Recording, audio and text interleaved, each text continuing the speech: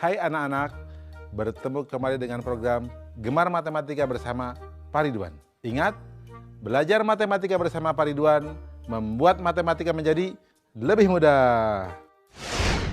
Anak-anak, Bapak sedang menggunakan pakaian dari Kalimantan Utara. Biasanya ini rompinya dari bahan kulit kayu.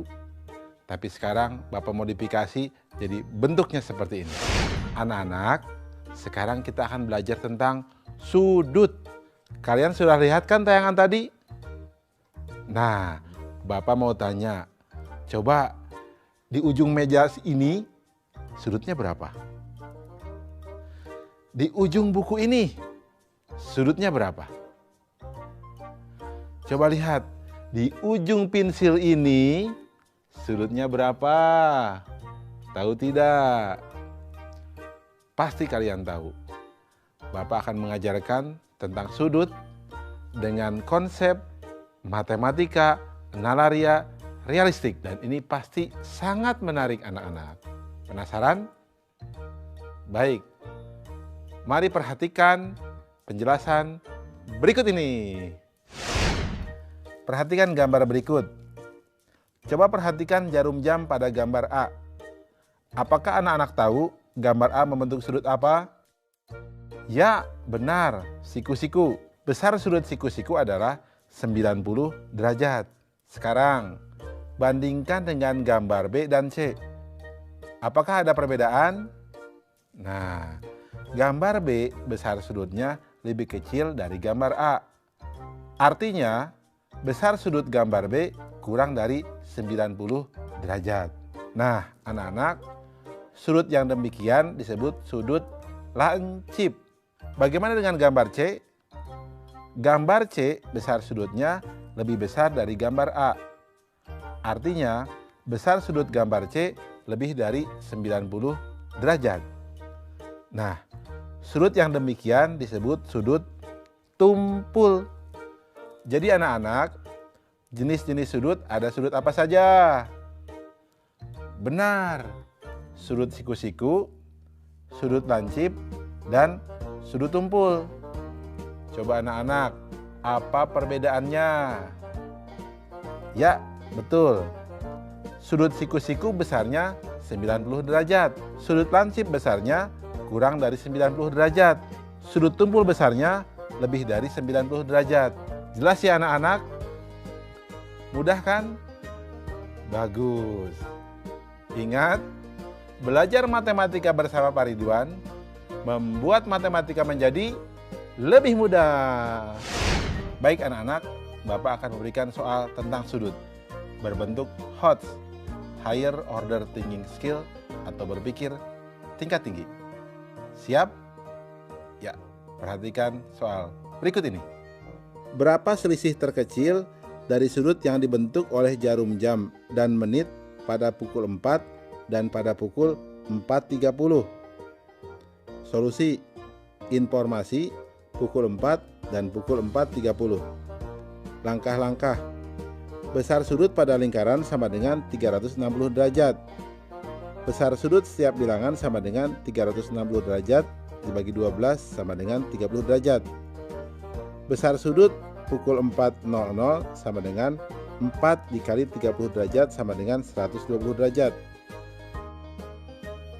Jika jarum pendek di bilangan 3, maka sudutnya 90 derajat. Pukul 4.30 sama dengan 90 derajat dibagi 2 sama dengan 45 derajat.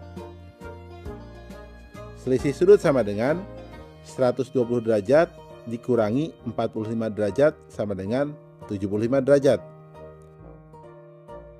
Kesimpulan, jadi selisih terkecil dari sudut yang dibentuk oleh jarum jam dan menit pada pukul 4 dan 4.30 adalah 75 derajat.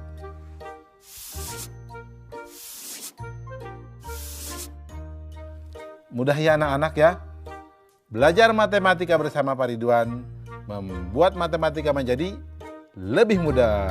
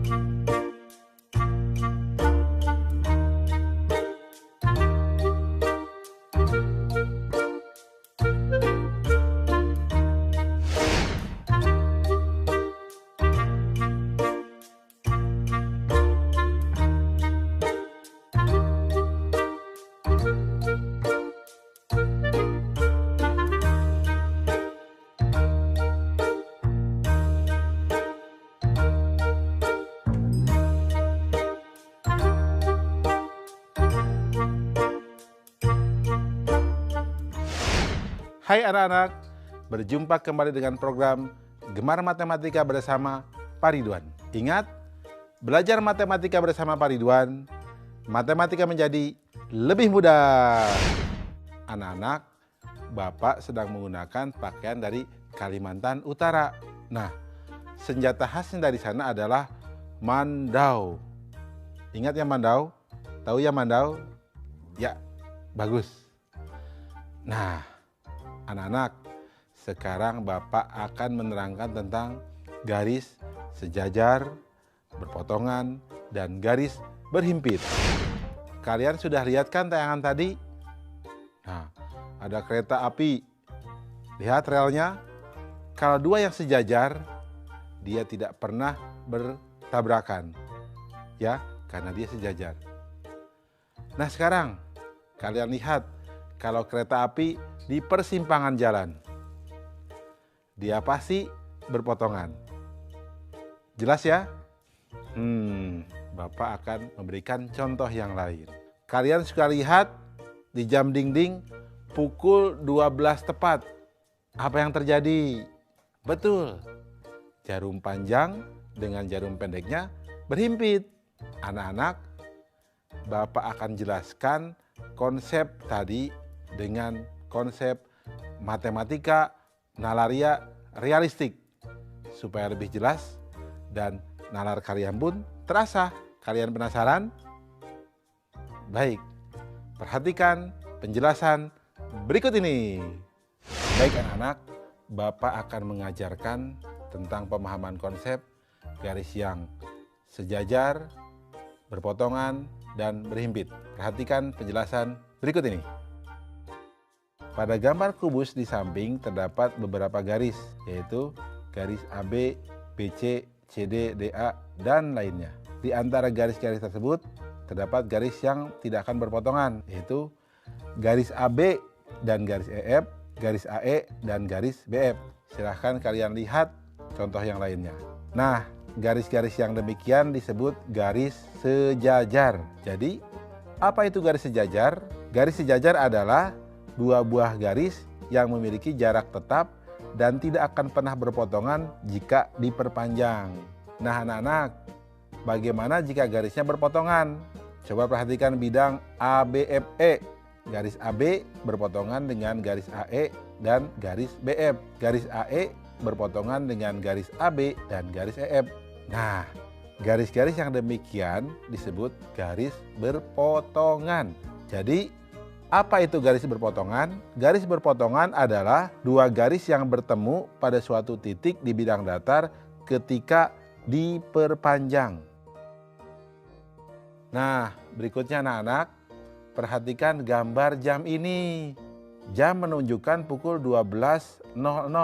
Jarum panjang dan pendeknya sama-sama berada di bilangan 12. Nah, garis yang demikian disebut garis berhimpit. Jadi, apa itu garis berhimpit anak-anak? Garis berhimpit adalah dua buah garis yang memiliki paling sedikit dua titik persekutuan. Jelas ya? Mudah kan? Nah, ingat anak-anak, belajar matematika bersama Pak Ridwan membuat matematika menjadi lebih mudah. Baik anak-anak, sekarang Bapak akan memberikan soal tentang garis dalam bentuk HOTS, Higher Order Thinking Skill. Siap? Perhatikan soal berikut ini. 3 buah bangun datar, jajaran genjang, layang-layang, dan segitiga sama kaki saling dihimpitkan hingga membentuk bangun berikut. Sebutkan hubungan garis yang terbentuk pada gambar tersebut. Nah, soal ini menarik ya. Bagaimana jawabnya? Informasi. Gambar bangun yang terbentuk dari 3 bangun datar, jajaran genjang, layang-layang, dan segitiga sama kaki seperti gambar di bawah ini. Nah, langkah-langkahnya berarti ruas garis yang sejajar adalah garis AB dengan garis CD, garis AD dengan garis BC dan EF. Ruas garis yang berpotongan berarti garis AB dengan BC, garis CD dengan AD, BC, dan CG. Garis BF dengan AB, BE, EF, dan FG. Nah anak-anak, ruas garis yang berhimpitan berarti garis BC pada jajar genjang dengan garis BC pada layang-layang. Garis BF pada segitiga dengan garis BF pada layang-layang. Nah kesimpulannya, jadi hubungan sudut yang terbentuk adalah garis sejajar, garis berpotongan, dan garis berhimpit.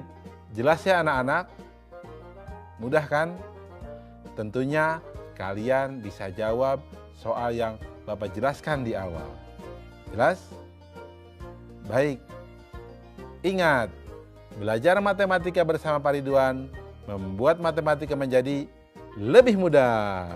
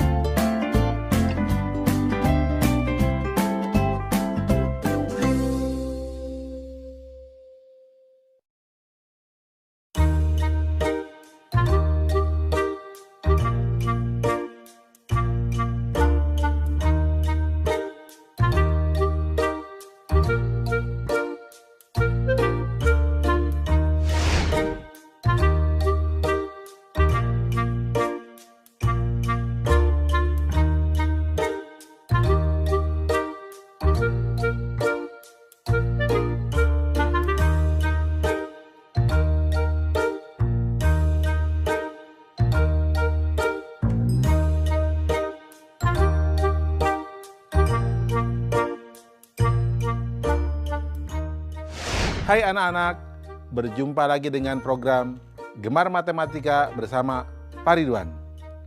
Ingat, belajar matematika bersama Pak Ridwan membuat matematika menjadi lebih mudah.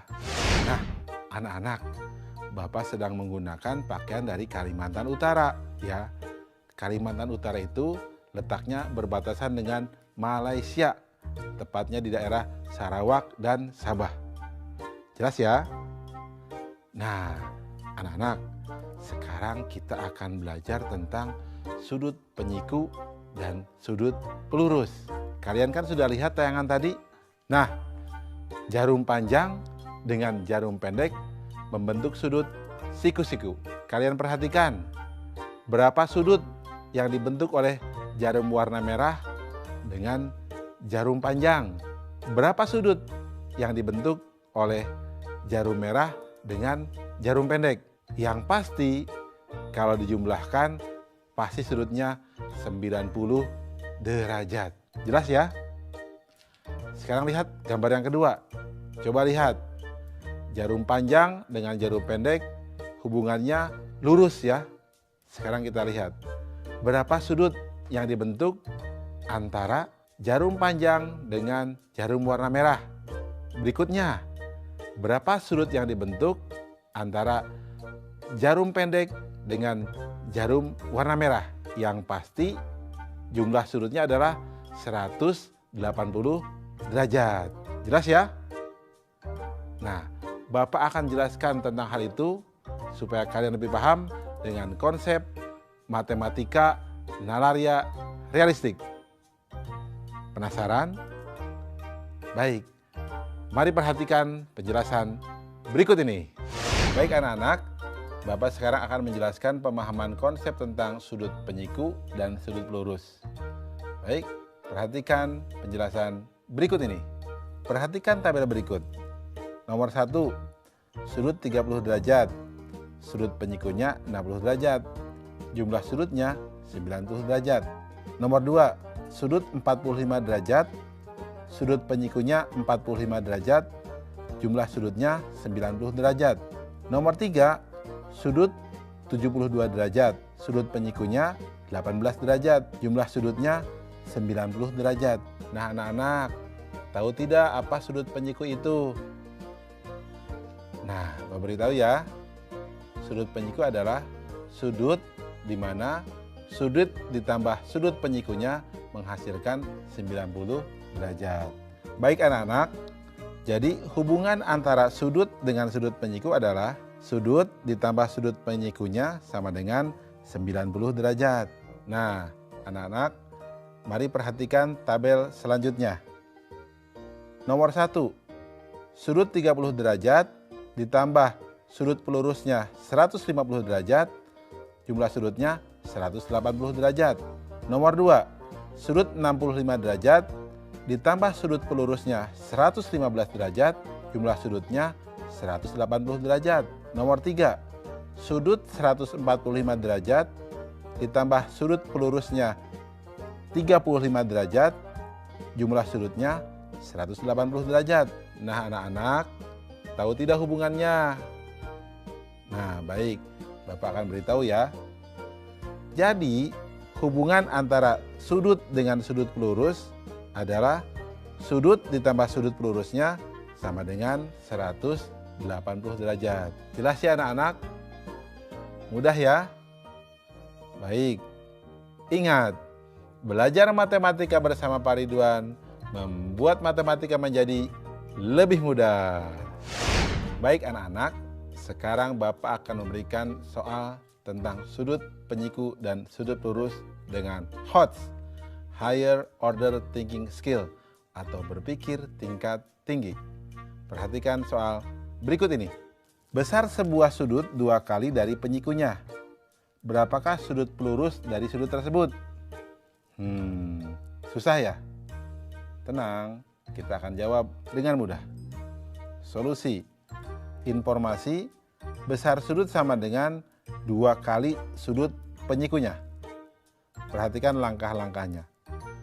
Misalkan sudut penyikunya adalah X, maka besar sudut tersebut adalah 2X.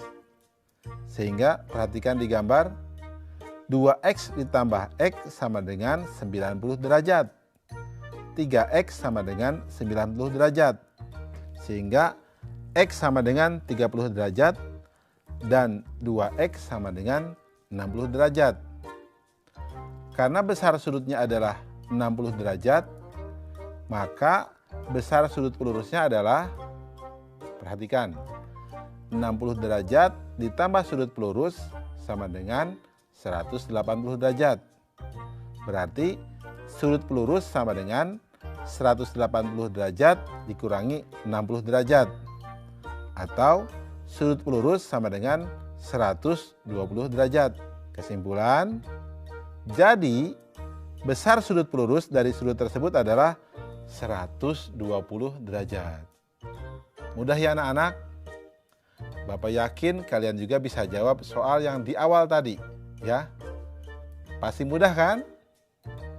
Baik. Ingat, belajar matematika bersama Pak Ridwan membuat matematika menjadi lebih mudah.